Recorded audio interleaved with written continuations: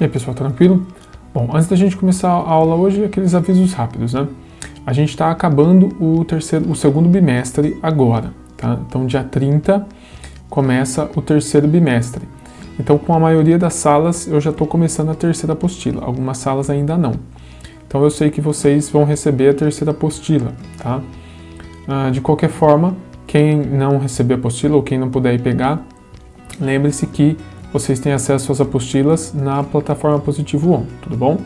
Então, antes da gente começar o vídeo, pega seu caderno, pega sua caneta para você fazer as anotações, presta bastante atenção no vídeo, deixa o joinha se gostar do vídeo, se não gostar, deixa o joinha e se inscreve ainda se você não é inscrito, tudo bem?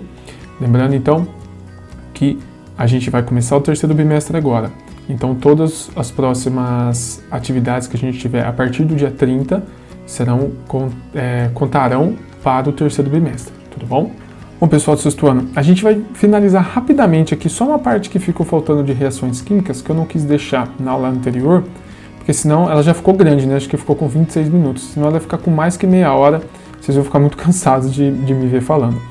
Então, ficou faltando só um pedacinho de reações químicas, que eu vou falar rapidamente aqui, que é a última parte da apostila 2, e aí a gente já vai entrar na apostila 3, beleza?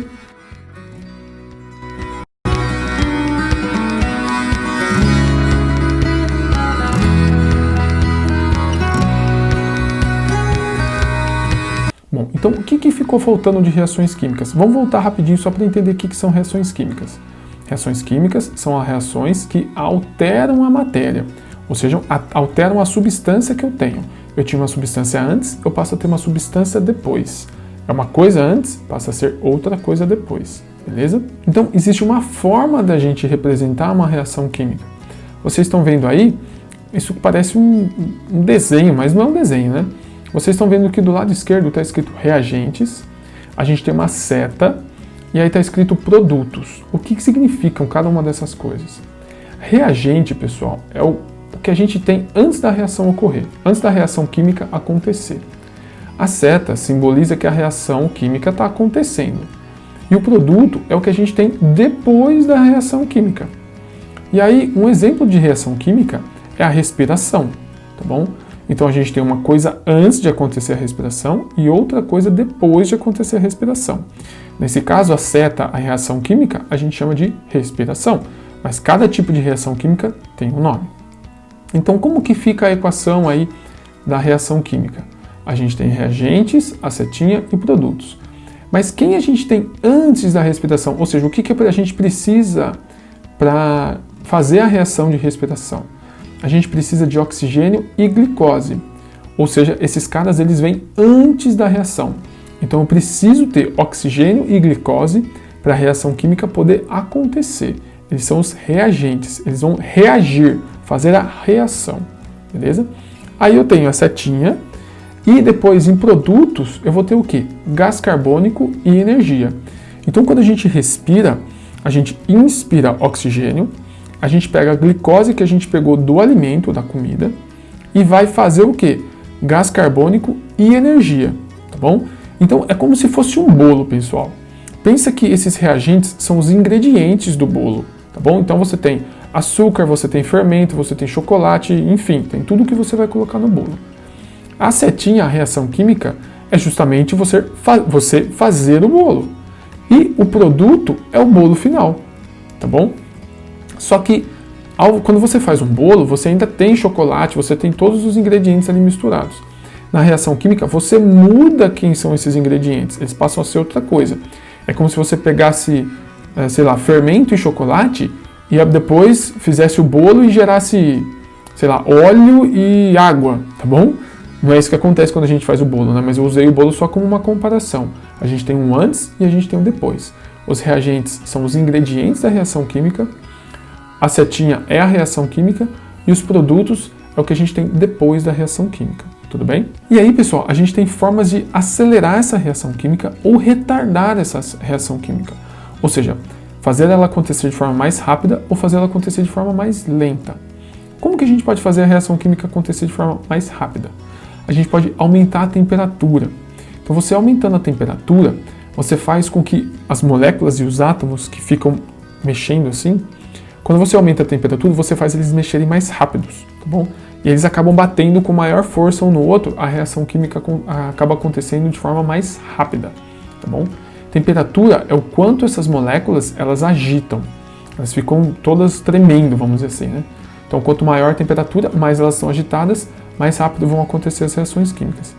Um exemplo simples disso é se você deixar um recipiente com leite no carro que vai estar no sol. O que vai acontecer? Vai passar, sei lá, um dia, nem isso, você volta lá, o leite está todo zoado, todo estragado. Por quê? Porque como você deixou o leite numa temperatura alta, as reações químicas vão acontecer de forma rápida ali. A decomposição é uma reação química. Então o leite vai ser decomposto, logo ele vai apodrecer mais rápido ali dentro. Por outro lado, se você diminuir a temperatura, você faz com que as reações químicas demorem mais para acontecer. E é por isso que a gente deixa as coisas na geladeira, as coisas no frio. Por quê? Porque baixando a temperatura das coisas, elas vão demorar mais tempo para apodrecer, tudo bem? Vai demorar mais tempo para acontecer a decomposição dessas coisas, logo elas vão apodrecer, vai demorar mais tempo para apodrecer. Então elas vão poder ser consumidas em um período maior, beleza? Também é por isso que você põe gelo quando você machuca. Por que incham os machucados, né? Às vezes quando você bate, incha. Porque é uma reação química que acontece no nosso corpo de tentar reconstruir tudo que foi desconstruído. Isso vai juntando água, e aí essa água incha, tá bom? Quando você põe o gelo, você faz com que essa reação química aconteça de forma mais lenta. E aí dá tempo do nosso corpo absorver esse líquido, essa água. E aí acaba não inchando, tá bom? Então, tudo é reação química, beleza? Bom, a gente está falando de reação química. E um lugar onde acontecem muitas reações químicas, na verdade não para de acontecer reação química, é no corpo dos seres vivos. Então, é nos seres vivos. E aqui a gente entra então na apostila 3, tá? A gente vai estudar os seres vivos. A primeira coisa que a gente vai estudar sobre os seres vivos é o ciclo da vida. E aí, pessoal, é muito comum a gente ouvir falar que o ciclo da vida é nasce, cresce, reproduz e morre, tá? Não tem nada de errado nesse ciclo da vida. Você falar isso não está nada de errado. Mas não é o jeito que a gente vai costumar falar aqui. Como que a gente vai falar aqui? A gente vai falar que o ser vivo ele nasce, cresce, se desenvolve e morre.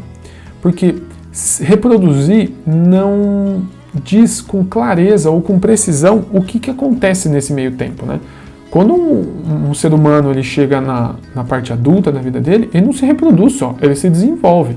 Se desenvolve como um todo, tanto no sentido psicológico quanto no sentido do corpo dele mesmo, tá bom? Então você pega um atleta de alto nível, um jogador de futebol, ele vai desenvolvendo o corpo dele para desempenhar melhor aquela função. Ele não fica simplesmente se reproduzindo, tá bom? As etapas, essa etapa de nascer, crescer, se desenvolver e morrer, em alguns animais elas são mais específicas. Por exemplo, na borboleta, né?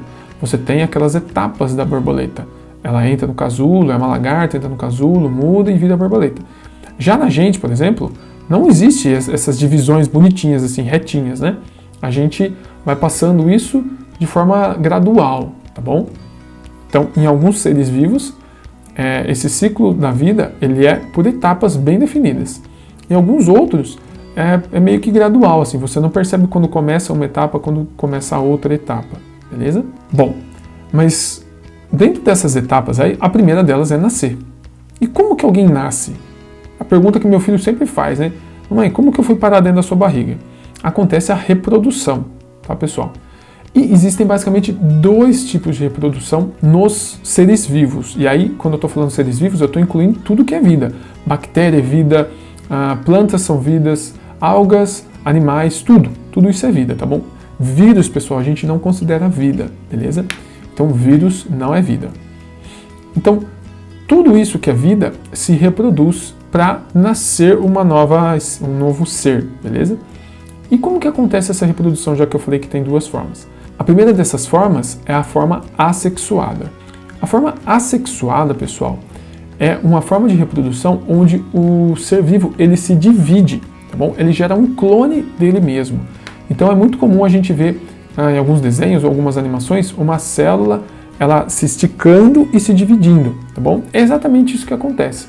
É a reprodução assexuada.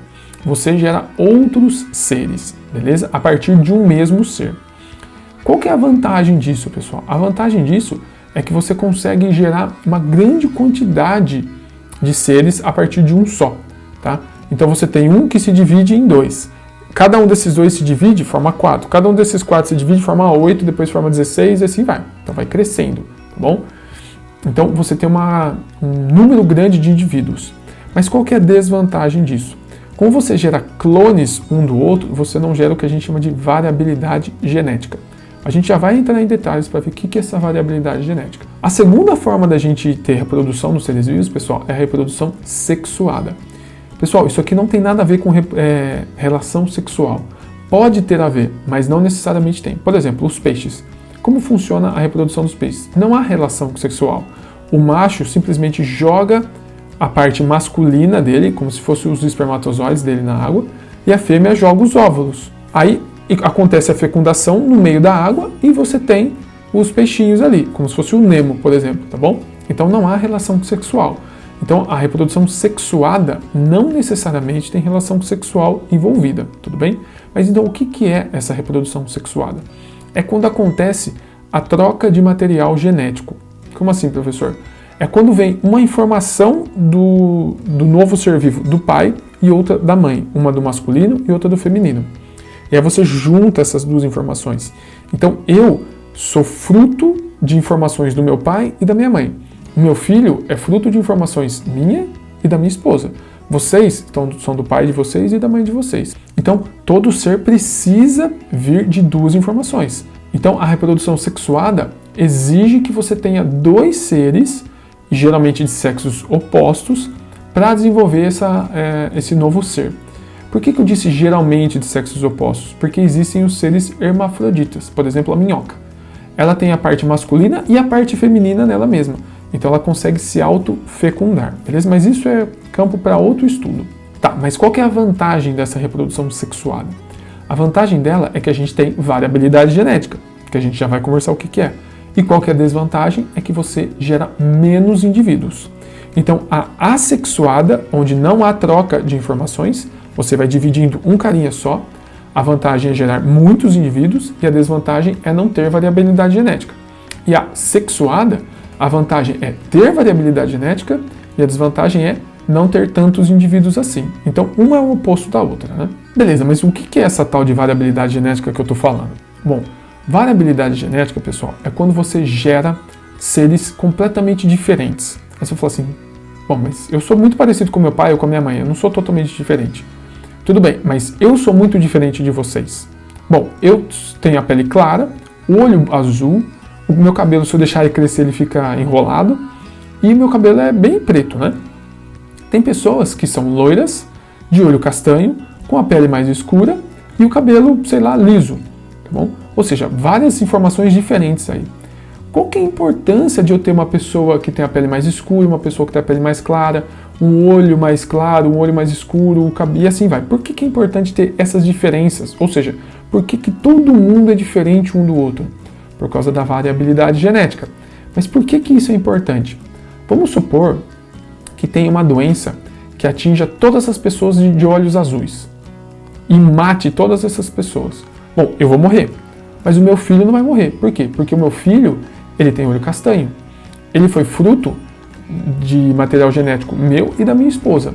Como a minha esposa tem olho castanho, o meu filho também tem olho castanho. Então, eu vou morrer, mas o meu filho vai permanecer vivo, a minha esposa vai permanecer viva e todo mundo que tem olho castanho vai permanecer vivo. Assim, eu não dizimei toda a humanidade, ou seja, essa doença não conseguiu matar toda a humanidade. E se eu tiver uma doença que só atinja pessoas de olhos castanhos e mate todas essas pessoas? Todas as pessoas que não têm olhos castanhos vão permanecer vivas. Então, a variabilidade genética surge exatamente por isso. Aqui a gente está vivendo um momento onde isso é evidente, pessoal. A variabilidade genética se mostra importante. Vamos supor que todo mundo fosse muito fraco com relação ao coronavírus. O que ia acontecer? Todo mundo ia morrer. Você tem algumas pessoas que infelizmente são mais fracas, mais suscetíveis a esse vírus e essas pessoas acabam morrendo. E você tem outras pessoas que são mais fortes com esse vírus, que acabam vivendo.